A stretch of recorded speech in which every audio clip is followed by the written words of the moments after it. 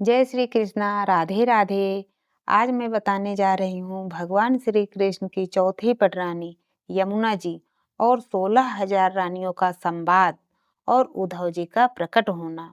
जब भगवान श्री कृष्ण जी अपने धाम चले गए तो उनकी रानियां बहुत दुखी रहने लगीं। लेकिन भगवान जी की चौथी पटरानी यमुना जी वो दुखी नहीं थीं।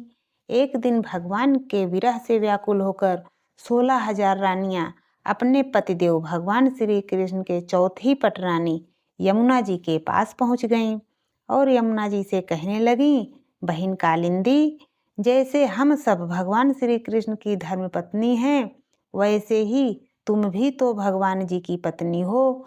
लेकिन हम सभी विरह वियोग में जल रही हैं, लेकिन आपकी यह स्थिति नहीं है। इसका क्या कारण है? कल्याणी, कुछ तो बताओ। यमुना जी हंस पड़ी और सोचने लगीं, ये सभी मेरे प्रियतम की पत्नी होने के कारण ये मेरी भी बहनें हैं। और यमुना जी के हृदय में दया आ गया। तब यमुना जी ने सभी रानियों को बताया कि भगवान श्री कृष्ण अपनी आत्मा में रमण करने के कारण भगवान श्री कृष्ण आत्मा राम हैं और उनकी आत्मा है श्री राधा जी, और मैं राधा जी की दासी की तरह सेवा करती हूँ और उसी सेवा का फल है कि भगवान जी का विरह दुख हमको छू नहीं सकता। कालिंदी जी ने सभी रानियों को बताया कि भगवान ही श्री कृष्ण हैं और राधा जी भी वही हैं और राधा जी ही श्री कृष्ण हैं और उन दोनों का प्रेम ही वंशी है।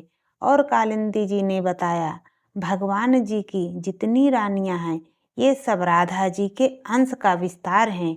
मैंने यहीं पर श्री राधा जी में रुक्मिणी आदि का समावेश देखा है।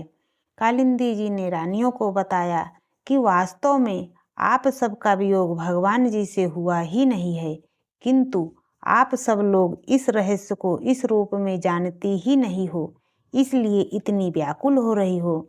इसी प्रकार पहले भी अक्रूर जी श्री कृष्ण जी को नंदगांव से मथुरा में ले आए थे।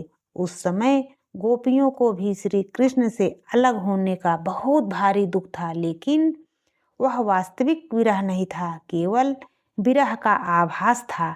इस बात को जब तक वो नहीं जानती थीं, तब तक उन गोपियों को बड़ा कष्ट था। लेकिन जब उद्धव जी ने आकर उनको समझाया, तब वो सभी गोपियां इस बात को समझ सकीं। कालिंदी जी फिर सभी रानियों को बताएं कि यदि आप सभी को उद्धव जी का सत्संग मिल जाए तो तुम सब भी अपने प्रियतम भगवान श्री कृष्ण के साथ नित्य विहार का सुख प्राप्त कर लोगी। और उद्धव जी के विषय में एक बात सत्य है कि भगवान ने उद्धव जी को अपना उत्सव स्वरूप प्रदान किया है। भगवान का उत्सव उद्धव जी का अंग है, वो उससे अलग नहीं रह सकते। यमुना जी ने सभी रानियों से कहा, अब तुम लोग वज्रनाभ को साथ लेकर वहां जाओ और कुसुम सरोवर के पास ठहरो, रुको। भगवत भक्तों की मंडली इकट्ठा करके बीड़ा, बेड़ और मृदंग आदि बाजों के साथ भगवान के नाम और लीलाओं के कीर्तन करो, भगवान की कथाओं को सुनो, भगवत गुणगान से सुंदर संगीतों द्वारा महान उत्सव आरंभ करो। इस तरह जब उस महान उत्सव का विस्तार होगा, तब निश्चय है कि वहां उद्धव जी का दर्शन मिलेगा और उद्धव जी प्रकट हो जाएंगे और वही आप लोगों के सारे मनोरथ पूरे करेंगे। और ऐसा ही हुआ, उद्धव जी प्रकट हुए, सभी के मनोरथ पूरे हुए। कथा तो बहुत बड़ी है, इसीलिए यहीं पर विराम देती हूँ, लेकिन उद्धव जी की आगे की कहानी दूसरी वीडियो में बताऊंगी। उद्धव जी का प्रसंग जो सुनता है उसके सारे मनोरथ जरूर पूरे होते हैं। जय श्री कृष्णा, राधे राधे।